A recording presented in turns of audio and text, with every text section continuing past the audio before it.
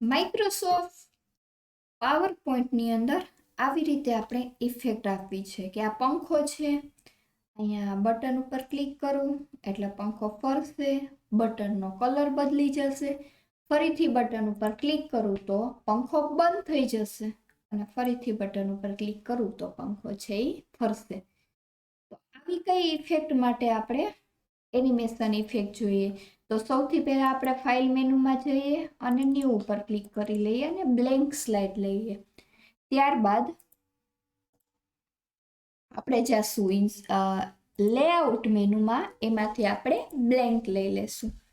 Blank background લીધા, layout લીધા પછી ઇન્સર્ટ મેનુમાં જવાનું અને શેપ ઉપર ક્લિક કરવાનું.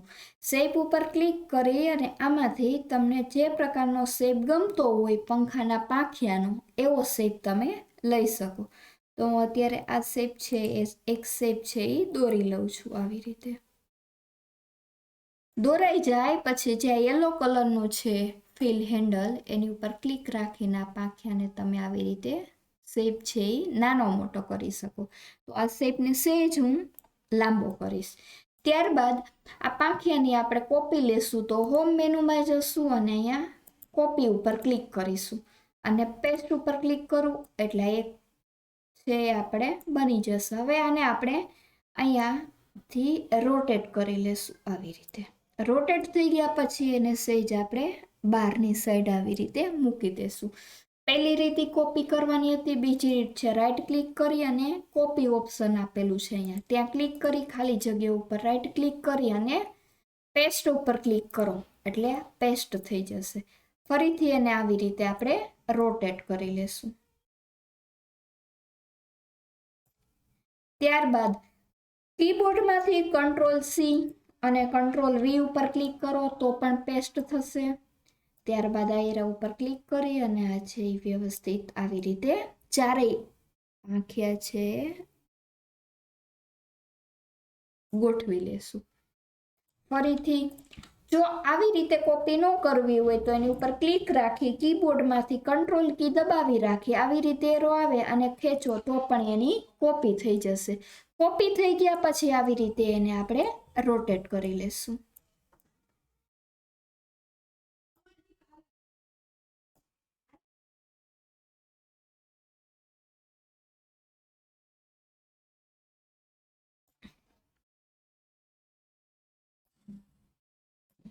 ત્યારબાદ ફરીથી આને Ctrl કી દબાવી રાખી એરો રહી અને અહીંથી આવી રીતે રોટેટ કરી અને આને સહેજ ઊંચું લઈ લેવા. આવી રીતે ચારેય શેપ સરખા થઈ જાય પછી આપણે અહીંયાથી ઝૂમ ઇન કરી લેશું. ત્યારબાદ આપણે આ ચારેય શેપને ગ્રુપ કરી લેશું. સિલેક્ટ કરી લ્યો અથવા તો કીબોર્ડમાંથી Ctrl+A આપો, શેપ ફોર્મેટમાં જવાનું, ગ્રુપમાં જવાનું અને ત્યાંથી આપણે ગ્રુપ ઉપર ક્લિક કરી દેશું એટલે આપણું ગ્રુપ છે એ તૈયાર થઈ જશે. હવે આ ગ્રુપની અંદર આપણે એક સર્કલ લેવાનું છે અને એ સર્કલને આપણે આવી રીતે દોરી લેવાનું છે. જો તમને વ્યવસ્થિત દોરતા ન આવડતું હોય તો અહીંયા શેપ ફિલમાં જઈ અને અહીંયા હાઇટ અને વિડ્થ છે એ એક સરખી આપી દેવાની એટલે કે સેમ બેની હાઇટ ને વિડ્થ હશે એટલે સર્કલ છે એકદમ ગોળ થઈ જશે. આવી રીતે હવે આ સર્કલમાં શેપ ફિલમાં જઈ અને શેપ ફિલમાંથી નો ફિલ આપી દેશું એટલે હવે જોઈ શકીએ તો વ્યવસ્થિત સર્કલ થઈ ગયેલું તમને દેખાય છે. શેપ આઉટલાઇનમાં જશું અને અહીંયાથી આપણે આઉટલાઇન છે એ 3ની કે 4ની કે તમારે જેવડી રાખવી હોય એ રાખી શકો. હું 4ની રાખું છું. આવી રીતે આ થઈ ગયું રાઉન્ડ. હવે આ રાઉન્ડને આપણે અહીંયા સાઈડમાં લઈ જઈ અને એની અંદર છે આપણે લાઈન દોરીશું. લાઈન દોરવા માટે અહીંયાથી આપણે આવી રીતે સીધી લાઈન એક દોરીશું. આઉટલાઇનમાં જઈ અને લાઈનમાં જઈ અને અહીંયાથી લાઈન છે એ 30ની રાખી દેશું. અહીંથી આપણને જે કલર ગમતો હોય એ કલર પણ તમે રાખી શકો છો. હાઇટમાં જઈ અને 3ની હાઇટ આપી દઈએ. તો આ એક લાઈન છે. હવે બીજી લાઈન એની કોપી લઈ લઉં છું. તો અહીંયા બીજી લાઈન મારી પાસે તૈયાર થઈ ગઈ છે. અહીંયા એરો ખોલી અને આ છે એ એક મસ્ત ફિલ હેન્ડલ છે એ એકબીજાને આમ ટચ થાય એવી રીતે ફરી ગોઠવી દેવાનું છે આવી રીતે.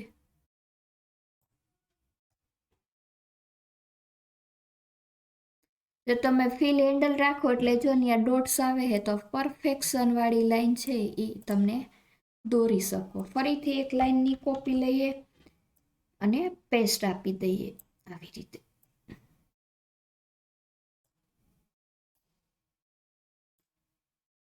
આટલું તૈયાર થઈ ગયા પછી આ બધાને આપણે એક સાથે સિલેક્ટ કરીશું આવી રીતે. એટલે બધી લાઈન છે સર બધું સિલેક્ટ થઈ જશે. સેવ ફિલમાં જશું અને ગ્રુપમાં જઈ અને પહેલાં એને ગ્રુપ કરી લેશું. ગ્રુપ થઈ ગયા પછી જો એને ફેરવો તો એ ફરી શકે છે.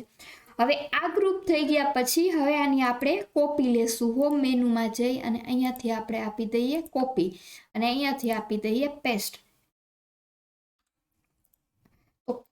અથવા તો અહીંયાથી કોપી અને પેસ્ટ. તો એના જેવું જ સેમ ટુ સેમ છે. હવે એને એની ઉપર જ રાખી દઈએ અને અહીંયાથી સેજ એને રોટેટ કરી લઈએ. જુઓ એટલે પંખાના પાંખિયા છે એ એકદમ તૈયાર થઈ ગયા. હવે આ બધું જ છે આપણે એક સાથે શું કરી લેશું, સિલેક્ટ કરી લેશું અને ગ્રુપિંગ સેવ ફિલમાં જઈ અને અહીંયાથી આપણે આપી દઈશું ગ્રુપ. તો અહીંયા આપણું સર્કલ છે એ તૈયાર થઈ ગયું છે. હવે આ સર્કલને આપણે આની વચ્ચોવચ રાખી દઈશું. બધાને સિલેક્ટ કરી લઈએ અને સેવ ફિલમાં જશું અને અલાઇનમેન્ટમાં સેન્ટર અલાઇનમેન્ટ આપી દઈશું. અલાઇનમેન્ટમાં જઈ અને અલાઇનમેન્ટ મિડલ એટલે આપણું જે આ છે એકદમ મિડલમાં આવી રીતે આવી થશે. તો હવે આપણે આ પંખાનું આ છે સ્ટેન્ડ આ છે એ તૈયાર થઈ ગયું છે. જુઓ જો સરખું ન તો ફરીથી અલાઇનમેન્ટમાં જઈ અલાઇનમેન્ટ સેન્ટર આપી દેવાનું અને મિડલ આપી દેવાનું. ફરીથી બધું સિલેક્ટ રાખીને અલાઇનમેન્ટ સેન્ટર અને અલાઇનમેન્ટ છે મિડલ એટલે આ વચ્ચોવચ આવી જશે.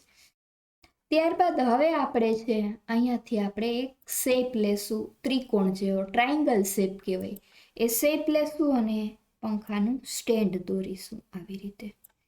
સ્ટેન્ડ છે એ બરોબર વચ્ચે રાખી દેશું.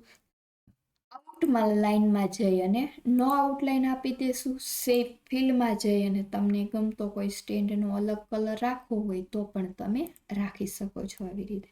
હવે આ સ્ટેન્ડ છે ને બેક સાઈડ જવા દઈએ તો શેપ ફિલમાં જઈએ અને સેન્ટ ટુ બેક આપી દઈએ એટલે આ આઉટલાઈન છે એ દેખાય. એનો કલર આપણે સ્ટેન્ડનો થોડો અલગ રાખી દઈએ એટલે આપણને અંદાજો આવે આવી રીતે. ત્યારબાદ હજી એક શેપ લઈ લેશું અને એને આવી રીતે દોરી લેશું. એનો કલર પણ આપણને ગમતો રાખી દેશું. આઉટલાઈનમાં જઈ અને નો આઉટલાઈન. તો મિત્રો અહીં આપણું ટેબલ ફેન છે તૈયાર થઈ ગયો. હવે આપણે એમાં ઇફેક્ટ આપીએ તો શેપ ઉપર ક્લિક આપી દઈશું.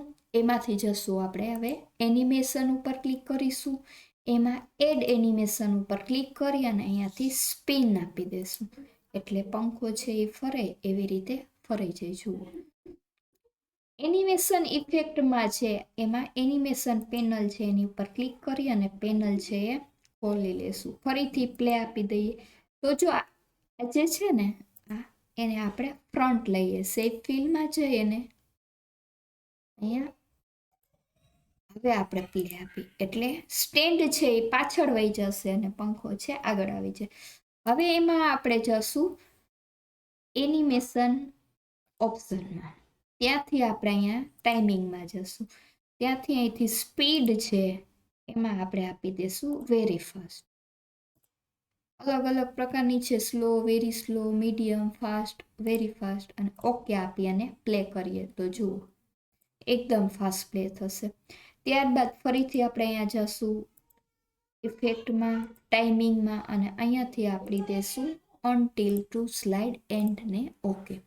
તો પહેલી સ્લાઇડ થઈ ગઈ. ત્યારબાદ હવે બીજી સ્લાઇડ એક બટન મૂકી દઈએ.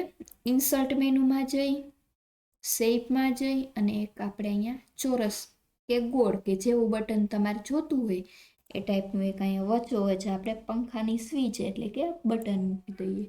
સ્વિચનો કલર જુઓ મિત્રો તો અત્યારે આઉટલાઇનમાં ન નાપી દઉં અને અહીંયા શેપમાં જઈ અને સ્વિચનો કલર છે એ કલર છે આપણે બ્લુ આપી દઈએ.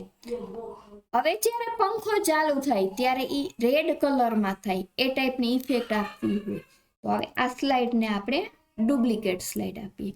ડુપ્લિકેટ સ્લાઇડ આપી અને જે પહેલી સ્લાઇડ હતી એ સ્લાઇડની ઇફેક્ટ છે એ ઇફેક્ટને આપણે ડિલેટ કરી દઈએ, રિમૂવ.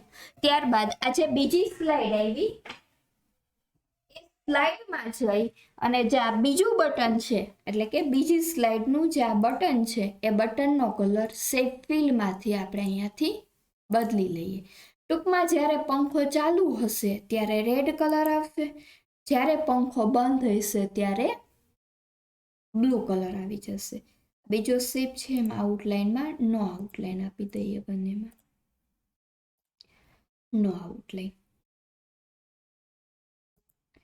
હવે આપણે આમાં ઇફેક્ટ જોઈએ તો આ બીજું જે બટન છે ને એ બટન પહેલાં આપણે એકવાર F7 ઉપર F5 ઉપર ક્લિક કરી અને સ્લાઇડ શો જોઈ લઈએ. તો જો ક્લિક આપું છું તો રેડ બટન થઈ જશે અને પંખો છે પ્લે થશે. હવે અહીં ક્લિક આપું તો પંખો બંધ નથી થતો પણ સ્લાઇડની બહાર નીકળી જઈએ છીએ. તો આ રેડ બટન છે ને એમાં એની ઉપર ક્લિક કરી અને આપણે જશું ઇન્સર્ટમાં, એમાંથી આપણે જશું એક્શનમાં ગયા પછી અહીંયા હાઇપરલિંક ઉપર ક્લિક કરી અને અહીંયાથી સ્લાઇડમાં જશું અને અહીંયાથી પહેલી સ્લાઇડ છે એ ક્લિક આપી અને ઓકે આપી દઈશું અને અહીંયા આપણે ઓકે આપી દઈશું. હવે ફરીથી F5 ઉપર ક્લિક કરીશું અને સ્લાઇડ શો જોઈએ આ બટન ઉપર ક્લિક કરીએ તો પંખો ફરે છે. એક મિનિટ, એ પેલું છે એમાં સ્લાઇડ ઓકે ડન. બીજું છે એ પ્લે થઈ છે, આ થઈ છે. તો અહીંયા બટન છે એ બટનમાં એક્શન ઉપર જશું અને સ્લાઇડ શોમાં ફર્સ્ટ સ્લાઇડ ઉપર ક્લિક કરી અને ઓકે આપી દઈશું. ઓકે. હવે પ્લે ઉપર ક્લિક કરીએ તો ફરે છે, ડન. ઓન માઉસ ક્લિક રાખેલું આપણે છે. અહીંયા પ્લેલા ઉપર ક્લિક કરી F5 ઉપર ક્લિક કરી અને હવે આપણે એન્ટર આપીશું તો પંખો ફરે છે. ફરીથી એન્ટર આપી તો આપણે બહાર નીકળી જઈએ તો ફરીથી કંઈક ઇફેક્ટમાં ભૂલ છે જોઈએ. અહીંયા ક્લિક આપી એક્શન ઉપર જશું અને એમાં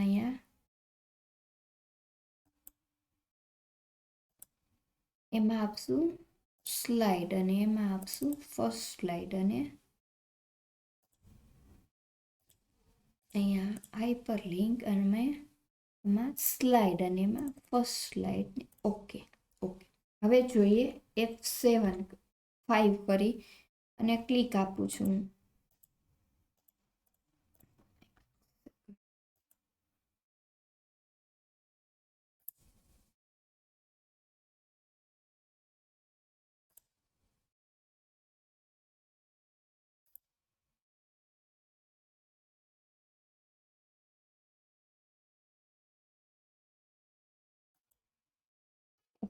F7 ક્લિક, રેડ ક્લિક કરો એટલે પંખો સ્ટાર્ટ થાય અને ફરીથી ક્લિક કરો એટલે સ્લાઇડની બહાર નીકળી જવાય. તો અહીં આપણો વિડીયો પૂરો થાય છે. Thank you.